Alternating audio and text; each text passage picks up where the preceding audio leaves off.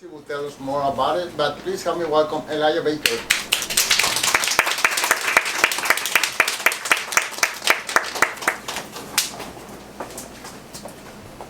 Hey everybody. So as Elaine mentioned, my name is Elijah, and basically I have a background in music. I worked as a musician for about 10 years, and in 2015 I was coming back from a cruise ship gig. I worked as a drummer on a cruise ship, and I was looking for like a change of career. I wanted to find something that was more like based in one place, that was more stable, that didn't require me to have to travel all over the place. And I kind of thought about what I could do, and working as a musician, one of the things that I always really enjoyed was teaching. And so I thought, okay, well, what can I do teaching music that could be like a business? Or so that's kind of the direction that I decided to go in. And so I decided to create a platform, so a website online that would promote my own services. But then I thought to myself, well, why not make it bigger, bring in other music teachers. I already had a network of different music teachers, and I thought, you know, let's make this bigger, and I can promote myself as well as other teachers. And that's where this idea came alive back in 2015, and I called it Musiprof. And so yeah, my speech today is about motivation. So, you know, as solopreneurs, what is it that keeps us going throughout the years? Why is it that, you know, we can continue doing this type of work? And so yeah, it's about finding motivation. And so that's what I want to talk about. But I want to give you guys a bit of the backstory about how it all started as well. So yeah, so when I started the business, I really didn't know how to put this idea together, how to start this website. And I didn't really have much money either. So I ended up I put an ad on Kijiji, and I found a student web developer that helped me get the website off the ground. And we kind of just figured it out as we went along. And basically what we did is we found a plugin. It was like a store locator plugin, and it was just like a bunch of stores, and then there was a map. And then instead of a store, I would put a picture of the different teachers on the different stores, and then their address would be displayed on the map. And then when people could come on the website, they could sort of see where the different teachers are, and then register that way.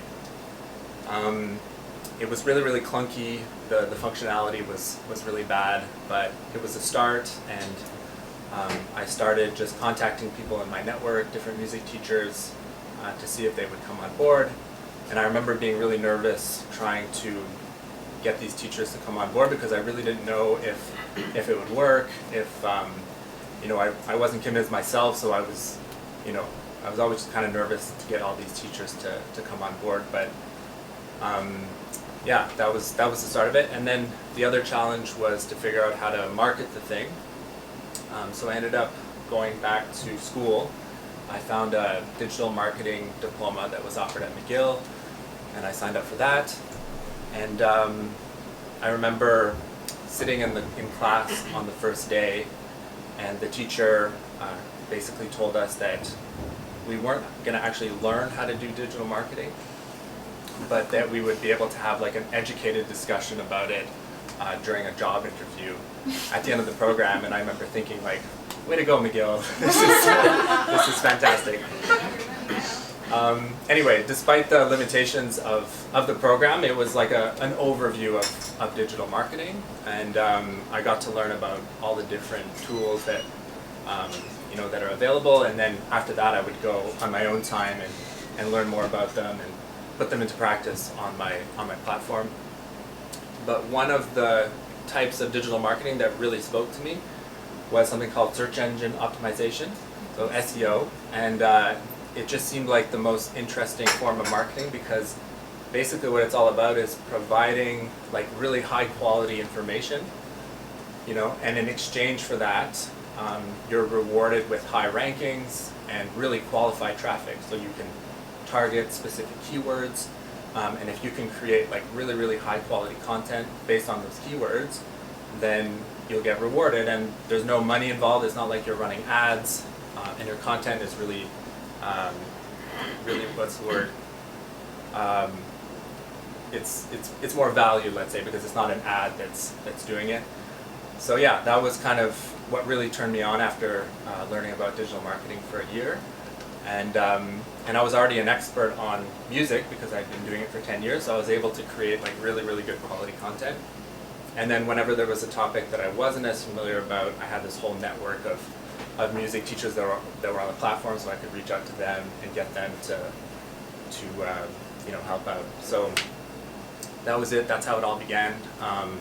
Started doing keyword research, creating blog articles, creating content, and slowly but surely that content just started to raise the ranks in Google.